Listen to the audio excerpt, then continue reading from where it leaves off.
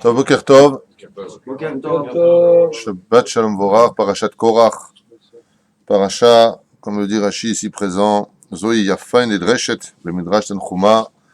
C'est une parasha qui est, comment dire, belle à expliquer. Bien entendu, c'est belle à expliquer. Ça voudrait dire que les autres parachutes, même selon le Midrash Tanchuma, ou sur les dires du Midrash Tanchuma, ne seraient pas belles à expliquer. Comme cette paracha parle essentiellement de la machloket, du conflit que mènera Korach face à Moshe Rabbeinu avec ses 250 princes du Sanhédrin, il est évident que c'est tout le temps d'actualité. Il y a toujours des machlokot, il y a toujours des conflits de droite et de gauche, des disputes, des gens qui aiment bichlal cela. Et cette paracha, il y a fan idreshet parce qu'en réalité, elle concerne à chaque fois, non pas génération, ni chaque année, mais chaque jour de notre vie est toujours rempli de machloket. D'où l'impression que chacun de nous devons ressentir face à cette situation et cette identité que représente justement ce personnage qui est Korach, un homme de Torah, un homme appartenant à la tribu de Lévi et qui pourtant n'hésitera pas à absolument tout perdre pour le kavod. Vous savez que l'argent est représentatif du pouvoir sur terre. Quand on a de l'argent, on a beaucoup de pouvoir sur terre, mais il y a une chose qu'un homme désire quand il a du pouvoir, c'est du kavod, c'est-à-dire des honneurs. Et Korach ne se suffira pas à ce que Dieu lui a donné, de l'expression de vouloir prendre ce qui ne nous appartient pas. Vaïkar Korach, Razal, ils disent, ne lit pas le mot Vaïkar, il a pris, mais Vaï, malheur, veut dire en hébreu le mot Vaï, Korach, car il a pris tout simplement son malheur entre ses mains. Quand on vient dans ce monde pour prendre ce qui ne nous appartient pas, alors au lieu de prendre du bonheur, comme on se pensait l'espérer prendre, eh bien, on retrouvera à la place, Razvé Shalom, du malheur. C'est pour cela qu'un homme se doit, comme le sent la première Mishnah de Masechet Avit au niveau du 4e chapitre, Ben Zoma Omer Ezou Ashir, à sa mère Bechelko. Celui qui est réellement riche dans ce monde, c'est celui qui sait dire merci pour ce que Dieu lui a donné. Et une fois qu'il saura dire merci pour ce que Dieu lui a donné et qu'il ne vivra pas comme un dieu, alors Bezrat Hashem, il pourra obtenir autre. J'aimerais bien entendu dédier ce shiur pour la refoua shlema de Mazal Batsara, Bezrat Hashem, et pour la réussite, bien entendu, de tous nos amis en France, puisque je reviens de France maintenant, Bezrat Hashem, que ce soit Roger Memoun, que ce soit Philippe Kayat, tous mes amis Jérôme, Bezrat Hashem, Sanégou, la liste est très très longue, Yves, Nathalie, Pierre, tous mes amis Bezrat Hashem qui sont encore en France et pour qui je souhaite très très très vite, Bezrat Hashem, une alia en Eretz Israël le plus vite possible, et pour tous les autres juifs que j'ai vus ou que je n'ai pas vus, peu importe, car non seulement il n'y a plus rien à faire en France, mais je pense qu'aujourd'hui les juifs sont réellement en danger en France, sur tous les points de vue. Achen Bezrat Hashem, il faut avoir confiance, rien n'est simple, rien n'est évident, mais de ce que j'ai vu, ça ne peut pas être pire ici. Au contraire, ça ne peut être que bien Bezrat Hashem. Donc conflit et mahloket, il y a beaucoup de choses à dire. Je vais commencer déjà mon sujet aujourd'hui, Mirza Hashem, par une première question, c'est celle de Korach. Vous savez que Korach, c'est un petit peu l'histoire, non pas historique de Korach, mais un peu notre histoire, car en chacun de nous, il y a un peu de Korach. Ce Korach qui ose, avec des arguments béton armé, il faut dire, car on verra que les Midrashim, ainsi que le Midrash Tanchuma, le Me'am Loez et d'autres commentateurs, nous racontent un petit peu des épisodes contés de la bouche de Korach vers le peuple d'Israël, comment il a réussi à les embourber, comment il a su, les mener à tomber tous dans le piège les uns après les autres, jusqu'au point que les Chachamim nous ont dit « Oy les rachav et oy les shreno, malheur à l'homme et à son voisin, éloigne-toi d'un homme qui est toujours rempli de mahloket ». C'est quand même curieux de voir que la mahloket ici est à sens unique, alors que dans la Torah et le Talmud, tout est mahloket. Quand on ouvre le Talmud, on a rarement trouvé deux opinions qui s'accordaient l'un avec l'autre, mais tout le Talmud lui-même, tout le Talmud vient nous conter par excellence les divergences d'opinion. Et on voit même plus que cela encore, comme l'ancienne Rabbi Yochanan, qui alors que Resh Lakish, sa propre Chavruta, était parti de ce monde parce qu'il l'avait lui-même tué par un regard, eh bien, Rabbi Yochanan se retrouve avec d'autres Chavrutot, sans citer les noms pour l'instant, c'est pas le sujet, et qui, en fin de compte, seront d'accord avec lui. Il lui dit, mais ça m'intéresse pas d'étudier avec quelqu'un qui n'est pas cholek alay, c'est-à-dire qui n'est pas d'accord avec moi. Alors, la mahloket, c'est bien ou c'est pas bien? On comprend plus rien. Si le Talmud est constamment basé sur un monde de mahloket, si on voit que toute la halacha, vous vous rendez compte que tous les Shulchan Aruch, toutes les déhot, sont constamment, comment dire, en mahloquette sur tous les sujets. Est-ce que, on avait cité la dernière fois, est-ce qu'une femme mariée pourrait prendre le zéral, la semence d'un homme non juif, de qui plus est, ou d'une autre personne? Il y en a qui disent qu'à partir du moment où il n'y a pas eu de lien au lit, il n'y a pas eu comment dire, d'union, alors ce n'est pas un digne de mamzer. Il y en a qui disent lola, il y en a qui disent kena, il y en a qui disent ça c'est taref, ça c'est pas taref, ça c'est permis, ça c'est pas permis. Ça veut dire que tout est marloquette, on ne comprend plus rien. Est-ce qu'on a le droit de se prendre la tête ou est-ce qu'on n'a pas le droit de se prendre la tête? Il n'y a pas de Torah s'il n'y a pas de marloquette. Car comme on le sait, dans le judaïsme, tout est marloquette pour la simple et bonne raison, c'est que le judaïsme est un monde, est une Torah qui vit. Et quand ça vit, alors ça fait du bruit, c'est comme le cœur, boum, boum, boum, boum. Il y a un boum face à un autre boum. Contrairement aux autres où il n'y a pas de marloquette. Les autres religions, il n'y a pas de marloquette. Comme tout est mort, alors il n'y a pas de marloquette. Aval, chez nous, il n'y a que des marloquettes. L'un n'est pas d'accord avec l'autre, car c'est une Torah qui vit, grâce à Dieu. Mais toutes ces divergences d'opinion sont faites les Shem Shamaim. C'est pour cela que la Mishnah, dans le 5e chapitre, 20e Mishnah, il est marqué là-bas, voici une mahlouquette qui est les Shem Shamaim, d'une mahlouquette qui n'est pas les Shem Shamaim. Et qu'est-ce que ça veut dire ça quand on nous dit, il y a des mahlouquettes qui sont les Shem Shamaim, des mahlouquettes qui ne sont pas les Shem Shamaim? On vient nous dire, il est les Shamaï. Si vous regardez bien, comme on l'avait déjà dit une fois, Bet Hillel et Bet Shammai, les initiales forment les lettres du mot Bet He ve Bet Shin. Ça fait quoi? Baruchu ou Baruch Shemo. Quand tu te bats au nom d'Hachem, alors il est évident que ta mahlouquette, elle est valable. Quand tu viens, que tu te disputes en disant, ma pitom, c'est pas ce qu'il veut dire Rashi ici, il veut dire comme ça et comme ça. Tu te bats au nom d'Hachem. Et c'est la première question qu'on devrait se poser tout ce temps qu'on est, si on veut éviter d'avoir du sang de Korach dans nos veines, c'est de se poser une question quand on vient pour se disputer. Pourquoi on se dispute? La question essentielle. Quand tu viens, que tu parles, quand tu viens, que tu lèves la main en disant, je suis pas d'accord, mais pour qui tu te bats? Si c'est pour Hachem, réfléchis bien. Est-ce que la halakha te permet de contredire un rave dans une bête à Knesset? Est-ce qu'on pourrait te permettre de dire ce que tu as à dire? Est-ce que c'est pour toi que tu le fais ou est-ce que c'est parce que ça t'énerve? Pose-toi toujours les questions essentielles. Avant de parler, avant de rentrer, comme on dit, dans l'art de la personne qui est en face de toi, pose-toi la question essentielle et unique qui fait partie de cette paracha. Il y a Fanny Dreshet. Elle est bien, cette paracha expliquée. Maintenant, je veux dire quelque chose. Mais est-ce que ce que je vais dire, va être dit au nom d'Hachem pour l'honneur d'Hachem ou pour mon honneur personnel? Là est toute l'erreur de Korach. Si Korach s'était posé cette question essentielle, à savoir, maintenant que je vais parler, je vais dire quelque chose qui peut engendrer du feu. Est-ce que je vais me battre pour Hachem ou est-ce que je vais me battre pour moi? Il y en a un qui réussira, portera son nom en tant que paracha. C'est Pinchas. Pinchas aura un nom à sa paracha parce qu'il va se battre pour Dieu. Et il y en a un qui servira d'exemple contraire. C'est Korach qui s'est battu. Vaikar Korach. Qu'est-ce qu'a pris Korach? Korach. Il a pris lui-même. Il s'est pris lui. Il n'avait pas de place pour Hachem.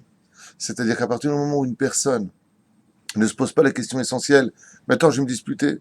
Une fois, il y a un homme qui est en train de... Rav, je suis pas d'accord avec ce que vous faites. Mais Habibi, est-ce que tu t'es posé la question pourquoi tu le dis? Si tu viens te battre en l'honneur d'Hachem, pour savoir ce que veut Dieu, il faut voir ce que veut la halakha. Le Rav, il décide ce qu'il veut dans sa synagogue. Il est le Rav. Le Rav, il a dit tout le monde se tourne pour les Chadodi à gauche. Ouais, moi je suis pas d'accord, je vais aller à droite. Vous savez comment s'appelle cette personne? Korach. Tu t'appelles Korach. Le Rav, il a dit tout le monde à gauche. Mais moi je suis pas d'accord, mon père il tourne à droite. Habibi, au nom de qui tu te bats? C'est pour Hachem ou pour toi? Si c'est pour Hachem, même si le Rav il s'est trompé, sheket. Tu fais comme le Tzibour il fait, comme le Rav il fait. Mais si tu te bats pour toi, alors il est évident que tu vas faire un hiluk sur le Rav. Et qu'est-ce que dit Shulchan Aruch? Kol ha-cholek ala Rav, keilu cholek ala Shechina. Tout celui qui est cholek sur le Rav, c'est comme si il est cholek sur Dieu lui-même. C'est pour ça que les Chachamim nous ont mis en garde. Tout celui qui dit du mal des Rabbanim, sauf l'Omar Ra'ot al-Kutsha Berichu. Tout celui qui dit du mal des rabbins finira par dire du mal de Hachem. L'un ne va pas sans l'autre. Tu finiras par parler à Hachem. J'aimerais soulever quand même une question essentielle pour cette paracha. Une question qui demande réflexion. Vous avez remarqué que Korach, ici présent, se bat contre Moshe Rabbeinu. Il emmène avec lui 250 princes, comme la Mishnah nous dit, On a dit tel bet, il est le bet Shamaï, on n'avait pas fini la Mishnah. Par contre, quand on parle des mahlouket qui ne sont pas les Shem Shamaïm, qu'est-ce qu'on dit? Korach vechol adato. Alors, on parle de Korach et toute son assemblée. Alors, qu'est-ce qu'on aurait dû lire normalement? Korach ve Moshe. De là, on voit que c'était pas les Shem Shamaïm. Parce que Korach, il est venu pour se battre contre Moshe, il se battait déjà contre ses propres sbires, contre ses propres personnages qui étaient avec lui. Donc, on voyait qu'en réalité, chacun voulait devenir la tête pour un seul corps. Et une tête avec deux têtes, un corps, pardon, avec deux têtes, c'est une malédiction. Un corps avec trois têtes, c'est une super malédiction. Mais alors un corps avec 251 têtes, 250 du Sanhedrin plus Korach, alors là, c'est la plus grande klala qui soit sur Terre. C'est pour ça qu'ils ont tous été avalés. Rabotage, j'ai une question à vous poser, une question qu'on a le droit de se poser, qu'on a le devoir de comprendre. Avant de rentrer dans le sujet de la marloquette par excellence, et puis d'autres sujets qu'on va élaborer ensemble, Inéder, il est quand même curieux de voir que Korach, ici présent, se retrouve dans cette situation d'être avalé, Mita Meshuna, comme on dit, dans une mort différente de toutes les morts qu'on a l'habitude de voir. La terre s'ouvre, elle a avalé Korach. Il n'y a pas marqué elle a enterré, il y a marqué elle a avalé. Et cette situation d'avoir été avalé vivant, de corps et d'âme, enterré vivant d'une certaine façon, mais lui, Datan et Abiram, ainsi que tous ceux qui étaient autour d'eux, n'a pas provoqué la mort de ces gens-là. Ils sont restés vivants. Les Chachamim nous disent qu'ils ont été ballottés, et jusqu'à aujourd'hui, entre le 7e palier du Gehinam et la surface de la terre. Ils sont projetés comme une machine à laver, boum, boum, boum, boum, boum, boum, boum, boum, blissof. Fracassés, reconstitués, rebalancés, fracassés et reconstitués. Hachem me mitou mechaye, dans une violence incomparable. Et cela jusqu'à aujourd'hui. La Gemara nous dit que le pire de Rachav a 12 mois au Gehinam. Comment se fait-il que Korach, Vechol Adato, se retrouve aujourd'hui dans cette situation? Korach, sa famille, se retrouve d'être ballotté entre le ciel et la terre, plus exactement entre le Gehinam et la terre, et jusqu'à aujourd'hui en disant Moshe Emet, Betorato Emet, Vanachnu Abadaim. Il reconnaît que Moshe est vrai, est Emet, que sa Torah est Emet, d'où le Rambam dans les Shlosh Esrimidot du Rambam, et que eux, en fin de compte, sont des clowns. Alors que, on voit dans le Talmud, des exemples de droite et de gauche, que ce soit dans Brachot ou Yevamot, par exemple, de Yochanan, qui était Kohen Gadol pendant 80 ans de sa vie, et qui a absolument tout rejeté. On a vu des personnages comme Elisha ben Abouya, on en parlait hier soir, qui lui est monté d'âme, qui a laissé son corps, puisque 4 sont entrés dans le Pardes, dans le Gan Eden, et puis un est décédé, l'autre est devenu fou, le troisième, Kafar Baïka, Rabbi Akiva, Nichnas, Veyatzal et Shalom. Mais comment se fait-il que, malgré tout, que ce soit Yochanan, que ce soit Elisha ben Abouya, comment se fait-il que, sauf Kol Sof, ils sont rentrés au Gan Eden? En fin de compte, ils sont rentrés au Gan Eden. Comment se fait-il que la punition de Korach soit si violente? Après tout, je vous pose une question. Korach, qu'est-ce qu'il veut dans cette histoire? Il veut devenir le manhig, c'est-à-dire le chef spirituel, qui mènera le peuple à servir Dieu comme Moshe Rabbeinu. Mais il estime que Moshe est un usurpateur. Bon, mais cette mahloquette, elle est quand même pour la spiritualité entre nous.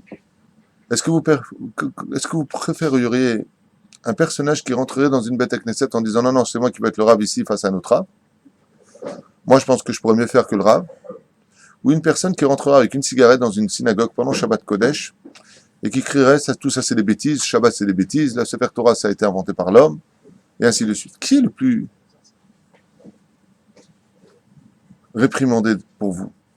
Qui est celui qui est le plus réprimandé? Est-ce que celui qui viendrait fumer une cigarette pendant Shabbat dans une synagogue en disant que toute la Torah c'est des bêtises, ou un homme qui se lèvera en disant non, moi je serais mieux que toi, toi le rave tu sais rien, moi je sais mieux que toi?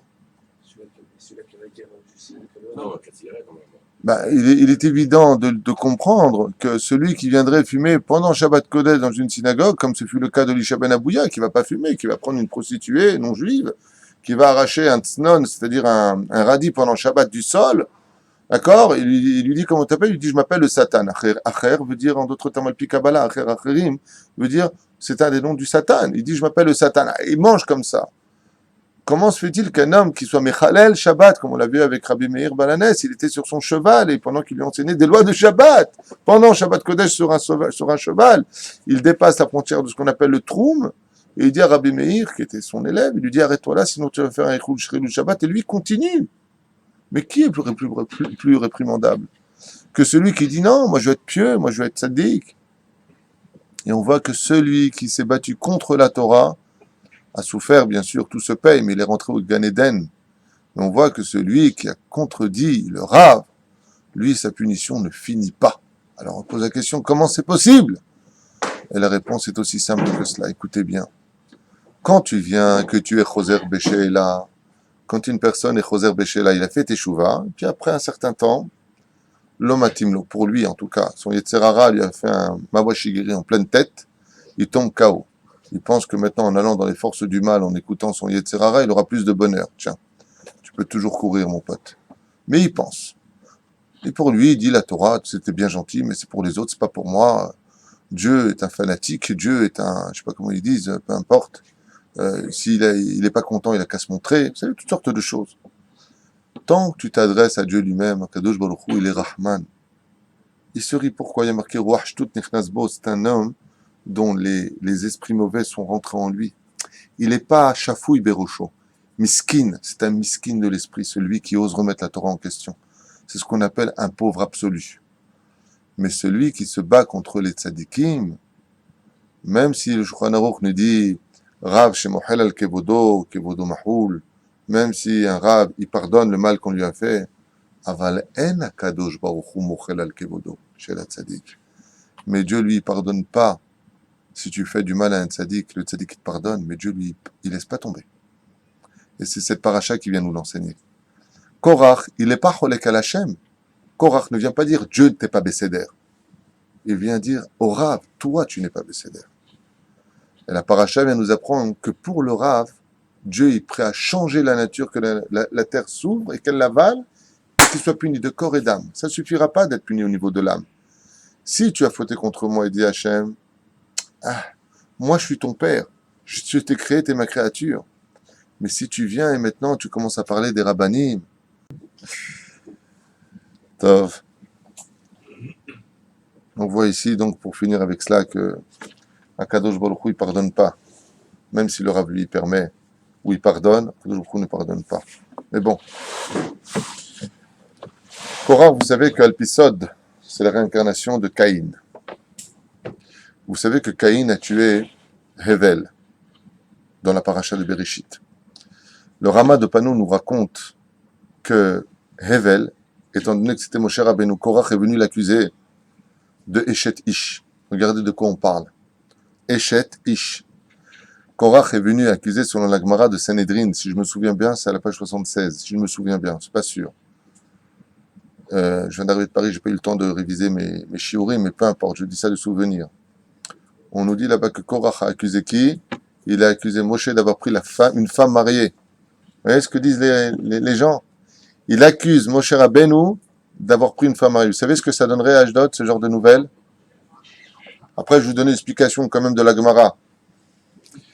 Le Ravintel a pris une femme mariée. Oh, tu te rends compte, le Ravintel, à ce qui paraît, il a pris 2 femmes mariées, 3 femmes mariées, 4 femmes mariées. On a dit de Moshe Rabbeinu, celui où Dieu lui-même sont le rein et le cœur, Moshe Rabbeinu, on a dit de lui que c'est un homme à femme. On a dit non seulement que c'est un homme à femme, mais que sa femme, en réalité, il a séparé un couple pour la prendre.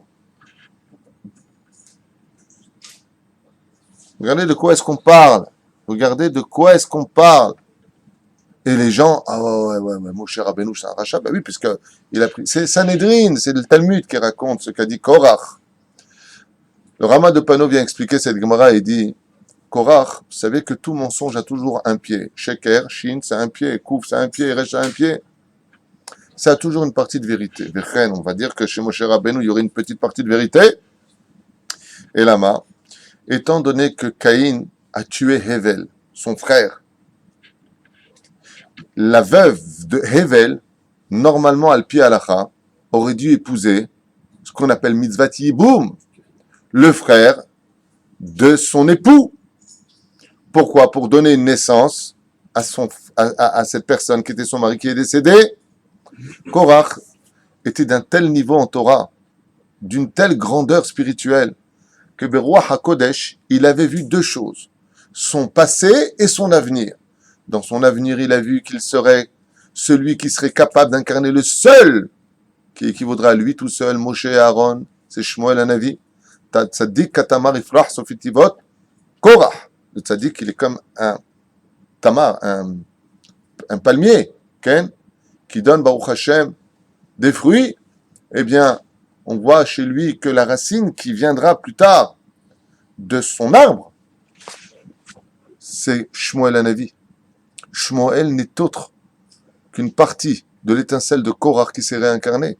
Shmuel Hanavi, vous vous rendez compte de qui il est dit, à lui tout seul, il équivalait à Moshe et Aaron. Il y a de quoi s'enorgueillir. Mais il a vu aussi son passé. Et dans son passé, qu'est-ce qu'il a vu? Il a vu que Tzipora, la femme de Moshe, n'était autre que la femme de Hevel quand il avait tué son frère à la création du monde. Et c'est ce qu'il viendra dire. Mais Korah ne va pas expliquer ça aux autres. Il va dire, vous voyez, Tzipora, il ment pas. Normalement, elle aurait dû m'épouser à moi qui suis le frère de Moshe Rabbeinu dans les réincarnations précédentes, Caïn et Hevel. Donc normalement, j'aurais dû épouser Tzipora. Moshe Rabbeinu alava shalom, beruach kocho, quand il a vu la malice avec laquelle le mensonge se tenait sur un pied, il lui a dit, Vechen, bon Omar, maintenant que tu voudrais refaire justice d'un Yeboum, est-ce que la mitzvah du Yeboum, elle existerait si un frère, il a tué son autre frère pour lui prendre sa femme? En mitzvah ba be'avera. Mais regardez de quoi est capable le mensonge. Korah, ce qu'il dit, c'est une histoire de réincarnation. Mais même au niveau de la halakha, le pire réincarnation, si tu vas aller selon cette réincarnation, imaginez qu'un frère il tue Chaz v'Shalom son autre frère pour faire la mitzvah du Yiboum, c'est valable? Ça, c'est ce qu'a fait Korah. Korah, il vient et il dit des choses. Exactement comme toutes ces sales bouches qui osent parler dans le monde du Rav Ovadia Yosef, du Rav un tel et un tel, sans donner de nom. Des sales bouches qui osent parler des Rabbanim, le Rav Shar, le Rabbi de Lubavitch, Rabbi Nachman de Breslev, avec, vous savez, des gestes. Oh, ilachem beyomadin. Ce qui vous attend, messieurs, c'est une machine à laver entre le Gehinam et le Gehinam. Tout ça pourquoi? Parce que vous n'êtes pas posé une seule question sur terre. Pour qui je veux parler? Si c'est pour Dieu, Dieu m'a demandé de me la fermer. Je n'ai pas dit de me taire, hein. Je veux bien enregistrer. Ferme ta bouche. Arrête de parler. Tu connais rien, tu sais rien. Tu as appris 2 lignes de Torah et tu te permets de parler. Shtok. Stom tapé, shelcha. Tafsik le daber. Comme j'ai dit ce matin à quelqu'un, ce que je te dis à Abraham ce matin. Les gens parlent. Et après, ils s'étonnent qu'ils aient des malheurs. Messieurs, arrêtez de vous complaindre dans vos malheurs. Vous les méritez. Parce que votre bouche n'arrête pas de parler. Le Lachon Hara, c'est plus grave que la Avodah Zara, Shfichut Damim et Gilou Yarayot. C'est plus grave que tout. Toute la journée, vous en faites, après vous vous étonnez qu'il y ait des malheurs. Dai. Tistemou à taper, fermez votre bouche, et bien, Zrat Hashem, il y est Besséder. Mais si vous n'arrêtez pas de parler, ne vous étonnez pas que ça aille mal dans votre vie. Comme ces couples qui se marient. Dispute sur dispute. Qu'est-ce que j'ai fait de t'épouser? Qu'est-ce que j'ai fait de me marier avec toi? Qu'est-ce que j'ai fait? T'étonnes pas que Dieu te reprenne ton couple, puisque t'en veux pas. T'as pas arrêté de te plaindre sur tes coups de nerfs. On s'est trompé, on n'aurait jamais dû se marier. Dieu te dit, puisque tu es si ingrat, tu perds. Et à cause de quoi? Vaikar Korah, le malheur de Korah, c'est qu'il a pris sa bouche. Il a parlé. Vatiftah aretzet pia. La terre a ouvert sa bouche. La terre s'est ouverte. Non! Non! La Torah vient t'enseigner ici, Mida Keneged Mida Lo Batla. Tu ouvres ta bouche, t'inquiète pas, la terre va ouvrir la sienne.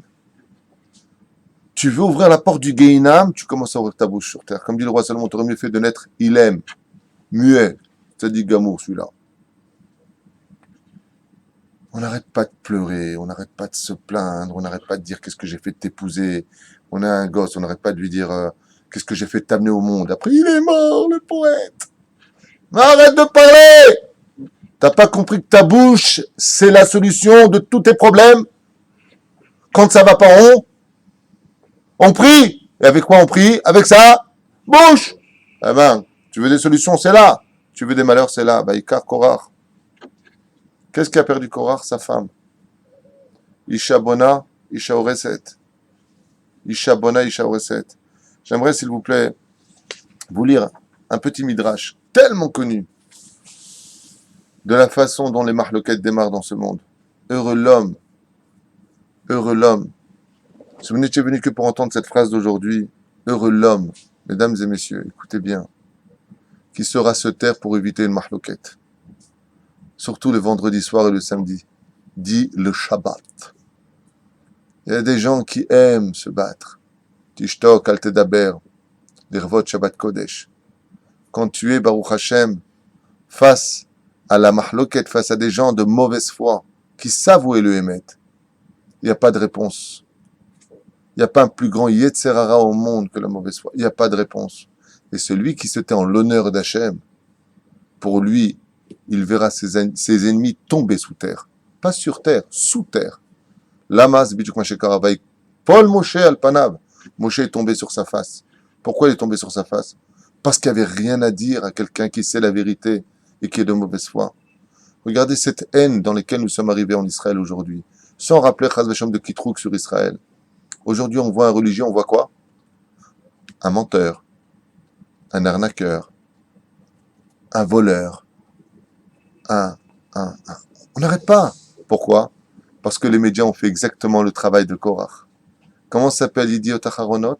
Korach. Comment s'appelle Ma'ariv? Korach. Comment s'appelle les Hadashot? Korach. Vous avez vu en France les Hadashot sur Israël, les informations sur Israël? Tout est fait pour qu'on haïsse l'Israélien et les Juifs. Tout est fait pour qu'un Juif qui n'est pas encore mis les pieds en Israël croit qu'ici, que nous sommes en Afrique, je ne sais pas quel pays. Attendez, mais de quoi est-ce qu'on parle? La bouche des gens. La bouche des gens. Alors je voudrais vous lire un midrash qu'on connaît tous par cœur, mais qui est tellement d'actualité. Regardez ce que va dire Korach pour embrouiller les Juifs. Regardez bien. D'abord est venue sa femme et lui a dit « Mon Dieu, comme tu es laid comme un pou ». Car vous savez que les Lévi'im devaient être rasés. Plus un seul poil ne devait apparaître sur leur corps. Ni les cils, ni les sourcils, ni cheveux, ni sur le torse, nulle part. Ensuite, on les secouait. Le sha'ar, les cheveux représentent d'une certaine façon les forces du mal. On en avait souvent parlé, comme on a vu que Esav était né qu'avec des cheveux. Comme tu dis une porte en hébreu, sha'ar, comment tu dis un cheveu, se'ar, ce sont exactement les mêmes lettres. Car les cheveux représentent la rigueur, le mal. Sur ce, pas tous les cheveux, je parle de façon générale. Les Lévi'im, eux, depuis la création du monde, n'étaient pas destinés, entre guillemets, je dis bien entre guillemets, à devenir les Bechorim d'Israël, c'est-à-dire les aînés d'Israël. Mais comme ils étaient les seuls à ne pas avoir réellement participé à la faute du veau d'or, alors Dieu les a pris pour eux comme Bechorim. Et effectivement, le Tekes, c'est-à-dire que la cérémonie qui permettait à un Lévi de rentrer en service, d'être intégralement rasé et d'être secoué, baladé de droite à gauche, a provoqué ce qu'on appelle, comme le dit ici le Midrash, l'aglag al-Moshe, c'est-à-dire l'occasion de se moquer du judaïsme, comme ces gens qui prennent le loulav et qui le secouent, comme les tefilines que nous avons sur la tête, où les gens se rigolent de nous parce qu'on étudie en se promenant un petit peu à droite et à gauche. La moquerie a été la base de tout. Et vous savez que, comme on l'a déjà expliqué sur le cours sur sous l'enfer des moqueurs, je ne me rappelle plus comment s'appelle ce titre, que la moquerie est la base de toutes les déchéances morales. Tout celui qui est moqueur finit par tomber dans l'immoralité. Amar lahem, Shimouna, écoutez bien ce que j'ai à vous dire. Regardez le cas de cette pauvre veuve qui habitait dans mon quartier. Je vous demande vraiment, messieurs, de prêter attention à ce midrash qui est marqué dans tous les commentaires à propos de cette paracha, pratiquement. Dans tous les livres, il est rapporté ce midrash. Velo minastam, c'est pas gratuitement qu'il est rapporté, c'est pour vous faire comprendre et essayer d'analyser maintenant si chaz vechalil ma bouche était celle de Korach que Dieu préserve, Ken, et que maintenant je vous raconterai ce que je vais vous raconter maintenant. Kachayamas, bishkunati gara almana, il y avait une pauvre veuve qui vivait dans mon quartier. Elle était extrêmement pauvre et elle n'avait que 2 filles. Rushaya sadeh achat ktana, elle n'avait que pour seul et unique héritage, seul bien sur terre, un tout petit champ. Shimimina aparnasa'i veshte benotea. C'était pour elle et pour ses deux enfants pour manger. Atrala ota almana le harosh et asadeh shela. Elle a commencé déjà qu'elle était veuve et toute fatiguée et toute vieille. Elle a commencé à labourer son champ. Amarla Moshe. Moshe est venu vers elle tout de suite et il lui a dit quoi? Pourquoi est-ce que tu prends un âne et pourquoi est-ce que tu prends un bœuf pour labourer ton champ? Tu ne sais pas que Dieu l'a strictement interdit? Car tu ne devras pas labourer ton champ avec le bœuf et l'âne ensemble. Donc elle a dit ok. Alors elle est partie, elle a commencé à semer. Ah, et avec quoi tu es en train de semer ton champ? Tu ne sais pas qu'on n'a pas le droit de mettre deux espèces ensemble, de faire grandir les kilaïm, c'est-à-dire, on appelle ça? Non. De faire des greffes? Bah, l'Extor Amarla, elle est venue maintenant pour ramasser son champ, vous savez, pour les tiges de blé. Ils arrêtent les nerfs, leket, shechecha vepea. N'oublie pas de laisser trois choses pour les pauvres. Tu dois laisser une partie de ton champ, ce qui tombe par terre, et tu dois laisser le chelek de la PA, vous savez, la partie pour les pauvres. Okay? Ba'alasim adagan ba'otzar. Maintenant, elle est venue prendre son blé pour le mettre, le ranger. Amar la Moshe alecha la tête roma, ou maaser rishon, maaser sheni. Tu dois prélever maintenant de ce que tu as mis comme blé de côté, le maaser rishon et le maaser sheni. Ve'almana sabla bedumia, ve'asta kechol ma shetziva la Moshe. Et cette pauvre veuve, acculée sur tellement d'ordres de Moshe inventés par Moshe, oui, s'est retrouvée à faire tout ce qu'il avait dit au doigt et à l'œil. Puisqu'elle a vu qu'elle devait travailler que pour la Torah, elle a dit, pourquoi moi tenir ce champ-là? Je vais vendre mon champ, la Torah hazeh, afin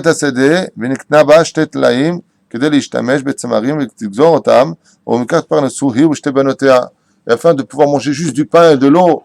Elle raconte Korach à tout le monde. Regardez ce qu'a fait cette veuve. Elle a vendu son champ et avec ça, elle a acheté 2 brebis avec lesquelles elle a dit, je vais tondre leur laine. Oui. Et je vais pouvoir les donner un petit peu comme ça, les vendre, faire des pulls pour pouvoir me nourrir mes enfants et moi. Ah. Et dès qu'ils sont tombés enceintes, c'était un mâle et une femelle. Elle a mis bas. Et venu Aaron a dit, non, le premier m'appartient. Car kol peterechem hamor tivde. Tous les premiers-nés qui naissent, c'est pour moi, il a dit à Aaron. Est venu Aaron, il lui a pris le premier petit qui est venu au monde, il l'a pris pour lui. Chez Kartiva Kajouchou, comme ça il a dit Dieu. Kol abechor asher yivaled bekarecha betzonecha zachar takdish l'Hashem elokecha, tu le donneras à l'Éternel ton Dieu. Vesavla almanat tzara bedomiya venitnalo et abechorot.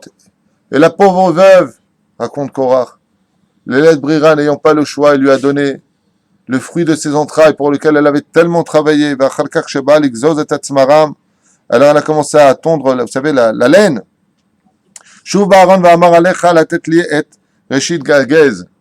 C'est quoi la première tonte? Elle dit, voilà, je viens justement maintenant de tondre la première laine, elle est là, voilà, vous m'avez pris le bébé maintenant.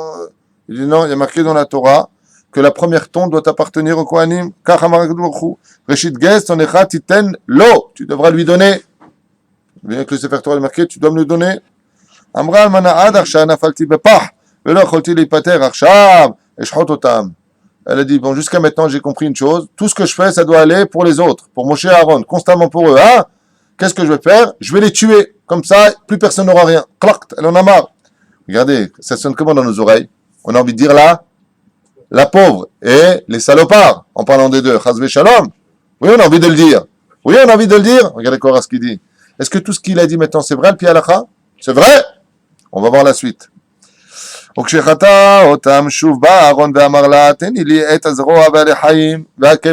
me donner des parties de ce que tu viens de tuer, tu viens de les tuer. Alors maintenant, tu dois me donner al-pi alachat, l'épaule, al-echaim les joues, le foie. Je vois que même si je veux tuer mes animaux pour les manger, je dois vous donner toujours des choses. Alors, puisque c'est comme ça, je vais tout mettre en harem, c'est-à-dire en quarantaine, oui. Shasta akol harem, ba Aaron va amar arshav titneli akol. Harem, non, ça veut dire, comment dire, la gdishoto. Harem, c'est mettre en quarantaine, c'est-à-dire, plus personne ne touche. Je sais pas comment on dit en français, peu importe. Shekach Amar HaKadosh Baruch Hu, Kol Harem Israël, Lecha Yeh. À partir du moment où une personne met quelque chose en harem, c'est-à-dire qu'il le met de telle façon que plus personne ne doit le toucher, la Torah dit, exactement, donc il est sanctifié pour plus personne, ça revient à Kadosh Baruch Hu, il est venu Vekach Natal Mimena Akol Veshirela, est venu Aaron, il a tout pris, et il a laissé nu elle et ses deux enfants, sans manger, sans boire, sans rien. Et cette pauvre dame est morte dans la faim.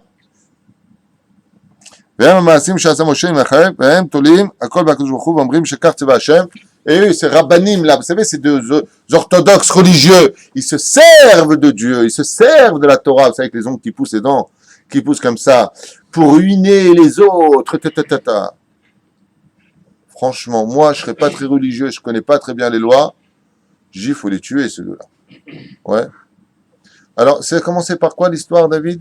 Une veuve qui est dans son champ.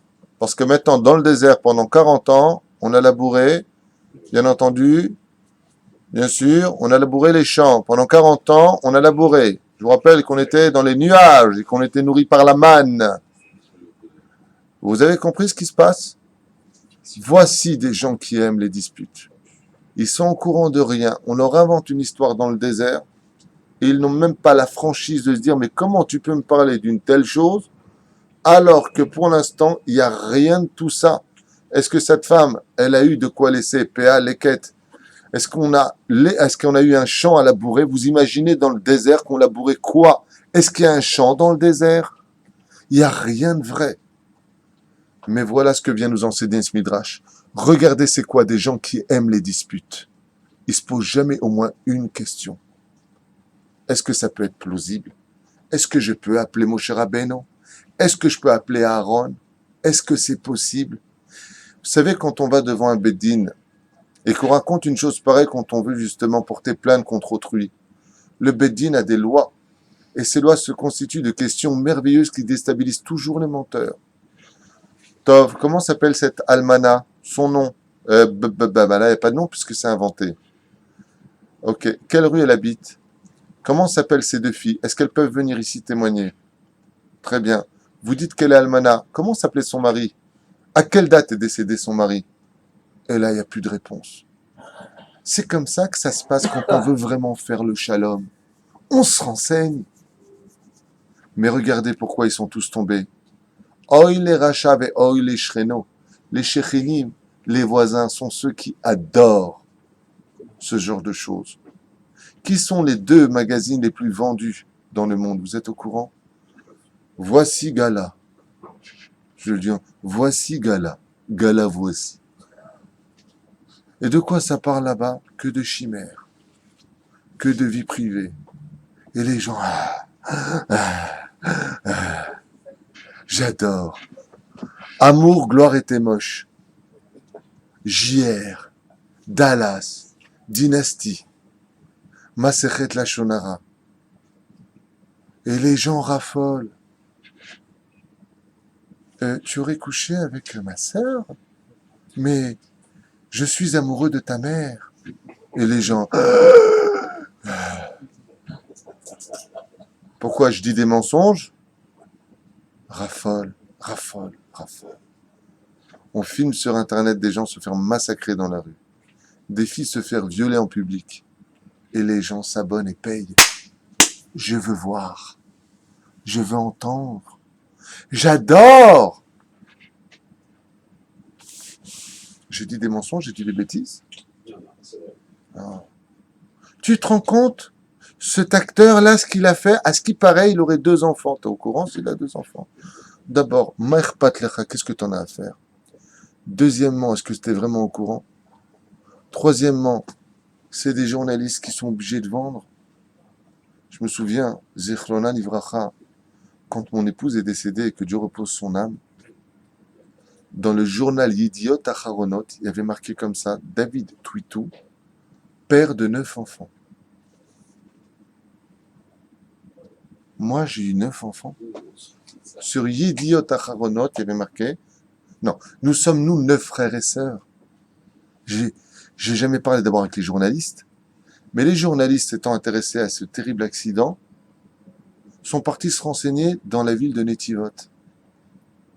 Et la personne qui aurait parlé, que je connais, qui a très bien expliqué les choses, parce que je suis parti lui demander, ah non, non, j'aurais dit que vous étiez une famille de 9 enfants. Le journaliste, qu'est-ce qu'il a marqué lui? Ah, père de 9 enfants! Ah, ça fait quelque chose au niveau des médias. Et les gens, bah, c'est marqué dans le journal. Vous savez qui arrive à élire les hommes politiques? Vous savez par qui sont élus les hommes politiques? Vous savez qui fait l'économie dans un pays? Les journalistes. Et vous courez après eux. Et eux, qu'est-ce qu'ils recherchent? Qu'est-ce qui fait de l'argent? Si tu dis Israël s'est fait bombarder, ça fait pas de l'audition. Mais le pauvre petit Palestinien, Marchemo Vzichro, qui lui, par contre, s'est cassé un petit ongle dans la porte de son KGB. Alors lui, parce qu'il fuyait un missile, à ce qui paraît missile, maintenant on a des missiles, nous. Ouais, parce que là-bas, oui, ça fait de l'audition, ça fait de l'argent. Résultat des courses, quand tu arrives en tant que juif en France, qu'est-ce qu'on voit? Israël, pays mangeur d'enfants arabes.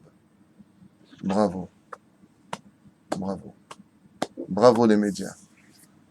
Bravo. Et qui est derrière ces médias aujourd'hui? Les juifs. Bon, vous savez, Israël, vous exagérez, on a vu sur Antenne 2. Masechet Antenne 2. Il y a le Talmud maintenant, Antenne 2. Tous des antisémites notoires. TF1, j'en parle même pas. Et on est là. Et on adore. Tu as vu les images? On adore. Voilà la mahloquette. Voilà exactement où ça nous a mené. Je suis content de vous avoir lu ce midrash. Comme c'est marqué, tout ce qui est du Lachon Hara, tout ce qui est Motzi Shemra, Mazé, les gens adorent. T'es pas au courant pour lui, hein, je vais pas te raconter ce qu'il a dit. Hein. Les gens qui s'unissent, les gens qui divorcent. Pendant le mariage, il y en a qui disent, ils sont pas faits l'un pour l'autre. C'est Dieu qui marie les couples. Quitte-toi avec ta bouche qui sent mauvais une fois de plus. Quand ils divorcent, j'en étais sûr.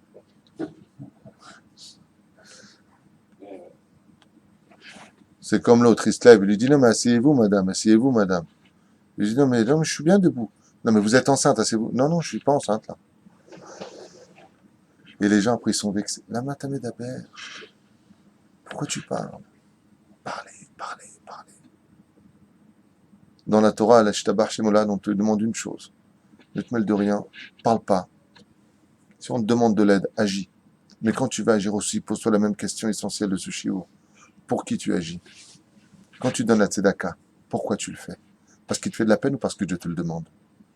Quand tu as un rav qui est en face de toi et qui te dit des choses, pourquoi tu le contredis? Tu parles de lui du mal derrière. Au nom de qui tu le fais? Pose-toi la question avant d'ouvrir ta bouche. Hein? Parlez. Hein? Hachem sefatay tiftar fi agitelatecha.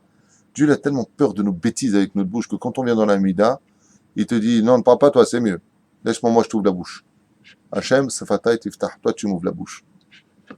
Hachem ishmor verachem alenu val kol echad mi'Israël. Il y a marqué Vaikar Korar ben Yitzhar, ben Kehat, ben Lévi, et on ne nous dit pas ben Yaakov Avinu. Chazal ils disent, car Yaakov Avinu toute sa vie durant, il a préféré prendre sur lui que d'avoir affaire à la mahloquette. Quand est venu Lavan et qu'il lui a changé plus de 1000 fois ses contrats de travail, il a préféré tout accepter que d'avoir des mahloquettes. Ça ne veut pas dire que dans la vie il faut être inférieur, mais ça veut dire que dans la vie, dans ce monde, il faut tout faire pour éviter la mahloquette. Il faut tout faire pour éviter les disputes. Il faut tout faire, Bezrat Hashem, pour savoir que celui qui fait apparaître le nom du mot Shalom, Bezrat Hashem, alors lui, il fait vraiment descendre la Shekhinah et lui est un ami d'Hashem. Combien de frères ne se parlent pas les uns les autres? Combien de cousins ne se parlent pas les uns les autres? Et pourquoi tout ça? Tu m'as pas invité, tu m'as pas dit bonjour, tu m'as pas dit au revoir. Aval punaise, pour qui tu te bats? Pour qui tu te bats? Tu sais pas que comme tu auras agi, on réagira? Qui est le plus grand dans ce monde? Celui qui prend le téléphone pour dire moi je veux pas être fâché, je t'appelle, même si pour moi j'ai raison, je veux pas être fâché parce que ton existence m'est plus important que mes propres raisons. Qui est le plus fort? Celui qui a su dire va te faire cuire un œuf, je veux plus entendre parler de toi, ou celui qui saura prendre le téléphone et agir en conséquence, sauf si bien entendu il y a des cas où en brira, que ce soit clair, il y a des gens pour qui le shalom n'existe que quand tu t'es éloigné d'eux. Il y a des cas. Pour cela, il faut avoir affaire à un arabe. Tu vois, un arabe, je vais te dire, mieux vaut t'éloigner. comme on dit, le shachen, c'est-à-dire le voisin, il doit prendre des fois ses valises, comme a fait Yaakov quand il est à côté de Esav. Il n'y a pas de shalom possible entre eux. Quand quelqu'un se comporte comme Ésaü dans ce monde, se comporte comme un goy gamour, dans toutes ses déotes, au niveau de sa cache-route, de son Shabbat et de tout ce qui va avec, il est évident que dans ce cas-là, le seul shalom, c'est de couper les ponts. Mais quand une personne a de qualité malgré tout, on peut voir un peu de bien en lui, alors automatiquement, annule-toi et fais le shalom. Il n'y a pas de Yom Kippour si on ne s'est pas pardonné avant l'école nidrée, on ne s'est pas tous demandé pardon. Combien de familles, de frères ne se sont pas parlé d'un coup t'entends, tu sais, ton frère est décédé. Qu'est-ce qui te reste à faire après? Pleurer sur sa tombe. Pleurer sur sa tombe. Et tout ça pourquoi? Pour la mahloquette. Et qui est celui qui se frotte les mains? Le Satan. Le Satan dans ce monde, il est heureux que travers le Chilouké Deot. Tu as des mahlokot. Et tout cela jusqu'à aujourd'hui, on le paye cher. Ces mahlokets que nous avons eues. À cause de notre bouche, le premier temple a été détruit. Le deuxième temple a été détruit. Et nous sommes encore en galoute jusqu'à aujourd'hui. Ce qui scinde le peuple d'Israël, c'est les mahlokets entre le monde religieux et religieux, malheureusement. Le monde religieux et chiloni. Le monde de droite et le monde de gauche ont provoqué des discordes qui jusqu'à aujourd'hui nous a mené à être un peuple scindé en plusieurs partis politiques. Vous vous rendez compte? Vous mettez 2 Israéliens, ça fait 3 partis politiques. Parce que l'un ne sera pas d'accord avec lui-même en fin de compte. Vous vous rendez compte? Non mais c'est pas une blague. Vous vous rendez compte combien on a de partis politiques dans ce pays? On n'a pas compris encore exactement ce que nous disions tous les jours. On n'a pas encore rattrapé la magnificence de ce que nous disions tous les jours. Et l'objectivité d'un homme, quand elle la perd, cette objectivité, quand il y a une marloquette et qu'on adore les marloquettes, on en vient à dire d'Israël que c'est un pays horrible. Et de dire de l'Égypte, tu nous as sortis de ce pays où s'écoulait le lait et le miel. On appelle l'Égypte, là où tu recevrais des coups, là où tu recevais l'esclavage de Pharaon, l'humiliation, où ta femme se faisait éventrer, voire violer devant toi. Ils s'en sont arrivés à dire là-bas, c'est un pays là-bas où coule le lait et le miel, mais Eretz Israël, c'est un pays qui mange ses habitants. Voilà exactement ce qui se passe. Tout ça à cause de quoi? Vous savez à cause de quoi? La mauvaise bouche. Faites attention, vous les Français d'origine française, avec une culture française que je hais plus que tout au monde. Cette culture hypocrite qu'est la culture française. Je vous mets juste en garde sur un domaine. Si vous venez en Israël et que vous faites votre alia, faites attention à votre bouche. Ces Israéliens sont des sauvages, pas contents mon pote. Tu prends tes affaires et tu t'en vas. Mais critique pas un pays qui t'a accueilli. Quand tu vas aux États-Unis, Kraut Rabbi, aux États-Unis, après un an, tu parles déjà l'anglais. Après un an, tu sais déjà t'intégrer. Et après un an, tu critiques personne aux États-Unis. Parce que tu te quoi? Parce que tu sais que tu n'es qu'un étranger sur une terre étrangère.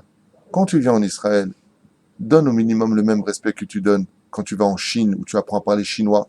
Ça fait 20 ans que tu es là. Apprends à parler l'hébreu. Ça fait 20 ans que tu es là. Arrête de critiquer ce pays. Arrête de critiquer les Israéliens, c'est des sauvages. Quand tu n'es pas content au Canada, tu émigres ailleurs. Fais pareil. Mais au moins tais-toi. Mais si tu viens et que tu critiques ce pays constamment, tu critiques les uns, tu critiques les autres, casse-toi. Je comprends pas, en Israël, j'ai vu, ils boivent de la bière pendant Pessah. Ils montent sur les tables les femmes nues pendant Shabbat et ils fument des cigarettes. Mais toi, t'es chômeur quelque chose, Bichlal, pour que tu parles. Toi, t'as prié pour que le pays d'Israël se concrétise. Toi, t'as fait quoi pour ce pays? À part avoir acheté ta petite maison de vacances. Parce qu'Israël, c'est une station balnéaire. Alors moi, je dis simplement une chose. On est là pour juger personne, y compris ceux que je viens de parler. C'est juste un enseignement. Sheket. Arrête de parler. C'est trop cher Israël. T'as raison. Peut-être. Va ailleurs. Mais ne parle pas. Parce qu'Israël, ça n'a pas de prix. C'est vrai que ça a augmenté. Pourquoi en France, ça n'a pas augmenté? Non, mais en France, comme c'est la France, on ne parlera pas. Mais ici, on parle.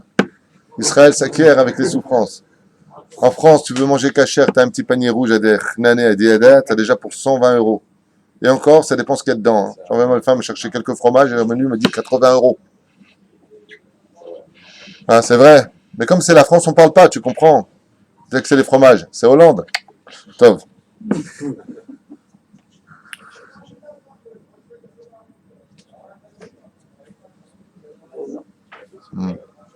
Bien sûr que j'ai raison. Si j'avais pas raison, je serais pas là. Je finirai avec une chose. Il est déjà 9 heures.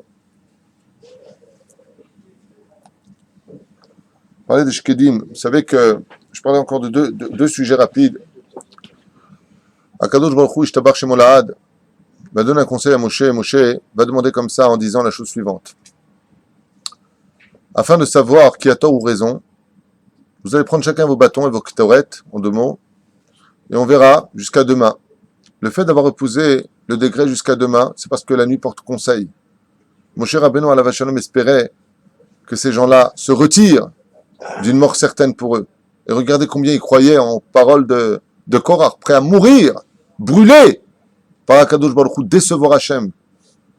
C'est la plus grande déchéance morale qui existe dans ce monde. Pire que tout sur terre, c'est de décevoir Hachem. Jamais, et pour rien au monde, vous devriez vous mettre dans une situation où vous allez décevoir Hachem.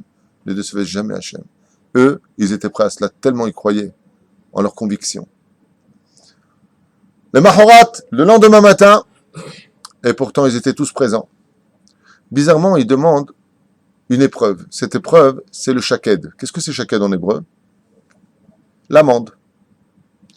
Plusieurs explications ont été données à propos de l'amandier. La première explication est de dire que l'amandier est le fruit qui pousse le plus vite de tous les fruits qui existent sur Terre. Aucun fruit, disent les sages, ne pousse plus vite que lui. À partir du moment où il sort sa fleur, tout de suite il sort son fruit. La deuxième chose, c'est une explication de Maran Rav Kook, Zecher Tzaddik Kadosh Livracha, Rabbi Yitzhak Avraham Cohen Kook, qui était le premier grand rabbin d'Israël. Zecher Tzaddik Kadosh Livracha, que son mérite nous protège. Il avait donné une explication à propos du shaket qui est très intéressante. Il disait, vous avez remarqué que ce fruit-là, qu'on appelle l'amande, quand tu fais la bracha dessus, bien entendu, Boreperi Haetz, une fois que tu l'as fait, et que tu la mets dans ta bouche, il y a toujours 2 effets. Et ces 2 effets peuvent être controversés. Le premier, c'est que au début, il a un goût amer. Et après, il a un goût qui devient doux. Ou alors, dit le Rav Kook, au début, il a un goût qui est doux, et d'un coup, il devient amer. Il dit, c'est ce qu'a voulu dire mon cher Rabbeinu. Nous, les tzadikim, quand on se prend la tête, que ce soit dans le Talmud, dans la Halacha, au début, ça a un goût amer. Mais après, ça devient tout de suite doux. Parce que la marloquette est toujours amère au début. Toujours un goût d'amertume dans une marloquette. Mais tout de suite, on voit que la personne se bat en l'honneur de Dieu, alors ça devient très doux, ça devient sucré. Mais il y a des marloquettes qui, elles, paraissent être au nom de Dieu. C'est Korach, Bechol Adato. Korach et les 250 princes. Qui, eux, paraissent doux. Mais on voit la suite quoi? Ils vont tous être brûlés, ils vont tous mourir. Ça devient amer. Il dit, c'est pour ça que mon cher Rabbeinu a demandé justement le shaked. Pour faire comprendre, faites attention. Demain, quand vous allez avoir vos bâtons qui donneront ce fruit-là, qui viachol, goûtez un petit peu avant, parce que Dieu pourra vous donner un signe. Peut-être qu'en le goûtant, vous allez voir que c'est déjà amer et que ça deviendra doux. Ça, c'est moi qui ai raison. Mais si vous goûtez et que c'est doux et que ça devient amer, c'est que vous allez mourir. Et avec tout cela, ils n'ont pas accepté. Comme ça l'expliquait le Maran Rav Kook. Pour finir, Pétil Techelet, vous savez que cette fameuse dispute en disant qu'en fin de compte, il ne faudrait qu'un seul et unique manéhig, alors qu'ils avaient plusieurs idées, comme l'a dit la femme de Korach. On finit la paracha de la semaine dernière avec le Pétil Techelet. Est-ce qu'un talit qui serait totalement bleu aurait besoin d'un fil bleu, dit-elle en se moquant? Eh bien, il est évident que si un corps n'a pas de tête, alors la tête, automatiquement le corps va nulle part. On en a souvent parlé, donc je fermerai cette parenthèse. Mais il est quand même curieux de comprendre 2 choses à propos de Korach. Vous savez, souvent on entend, souvent non, c'est pas vrai, mais des fois on entend que de grands rabbinim sont un peu tombés de leur poste, de leur niveau. La paracha de Korach vient t'apprendre une chose que les gens oublient. Plus tu es grand en Torah, plus ton Yetzer Hara grandit. Et plus tu es monté, plus ta chute sera fracassante. Ça, c'est la première chose. Donc, quand un homme comme Korach, aussi grand que lui en Torah, tombe, c'est normal qu'il se fracasse et qu'il descende si bas au Gehinam. Parce que cette punition n'est rien d'autre que l'expression de la valeur spirituelle qu'était Korach. Il est tombé tellement haut qu'il a dû s'écraser si bas. Donc, les Chachamim nous ont dit malgré tout, quand tu vois un rave, un homme pieux qui tombe, t'as donné auto le kafsrout, parce que son Yetzera, si toi tu l'avais, tu serais depuis très longtemps tombé. Première chose de Korach. La deuxième chose, qui elle par contre fait un peu plus peur, c'est ce que pose comme question l'Imrechen. Il dit, Be'etzem, je comprends pas. Korach, vous savez qu'il avait tout. Le Midrash nous dit qu'il avait 300 ânes qui portaient des paniers. Et dans chaque panier, il y avait 300 clés. Et ces 300 clés ouvraient 300 coffres. La fortune de Korach était incommensurable. Sa femme était belle. Il était Lévi, il avait tout. Seulement les yeux de Korach, s'il était né aveugle, il aurait été sauvé.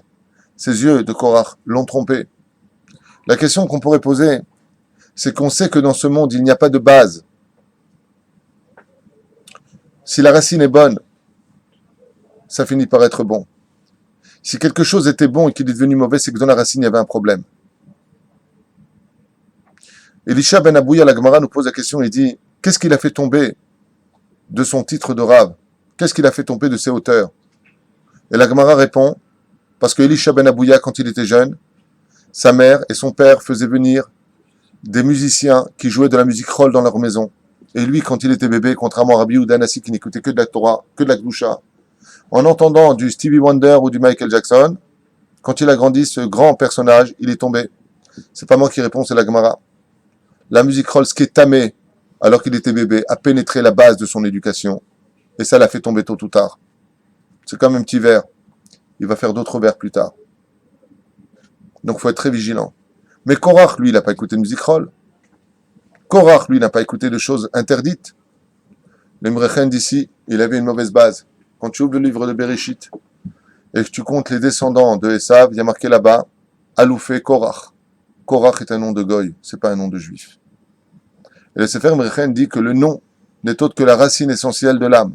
Quand tu parles d'une âme, tu parles du nom. Quand tu parles du nom, tu parles de l'âme. Quand tu veux changer le mazal d'un homme, tu changes le nom. Parce que l'âme se renouvelle. Et ainsi de suite. Korach, c'est pas un nom de juif, dit le Imrechen. Et la base qu'ont donné ses parents à Korach a été l'erreur qui aura fait tomber Korach dans la paracha de la semaine. Ça veut dire que le Yetzer Hara, il a besoin d'attraper qu'un seul fil pour défaire un drap. C'est le fil conducteur. Quand le nom est mauvais, le fil conducteur peut être mauvais.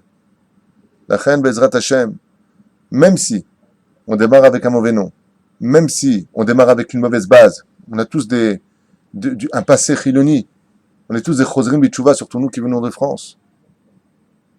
On doit faire attention à une chose, tout est réparable, mais à une condition, sois vigilant sur ta route. Et la meilleure façon de se protéger, c'est de ne pas faire ce qu'avait Korach. Prends pas ton malheur avec toi. Arrête de regarder ce que voient tes yeux, de comprendre avec tes yeux, et surtout arrête de parler. À partir du moment où Bezrat Hashem, tu auras compris que Korach est tombé à cause de sa mauvaise vision des choses, et que c'est la bouche de sa femme qui a ouvert la bouche de la terre, alors tu comprendras que l'histoire de Korach, c'est pas un livre d'histoire, mais quelque chose qui doit être pour nous une mise en garde continuelle, constamment, mise en garde. Fais attention. Parce qu'il y a une chose de certain, c'est que dans ce monde, rien n'est acquis. Jusqu'à ton dernier souffle, rien n'est jamais acquis. Toi aussi, Chazvé Shalom, tu peux descendre aussi bas que Korach, ou monter dans la magnificence et l'harmonie de Aaron et de Moshe, qui ont dû tout subir, mais regardez bien leur réponse à eux. Ça a été quoi? Le silence. Quand la bouche du rachat parle, si tu sais qu'il est de mauvaise foi, pour éviter la marloquette, t'es d'Alishtok. Apprends à te taire. Baruch Adonai L'Olam, Amen. Amen.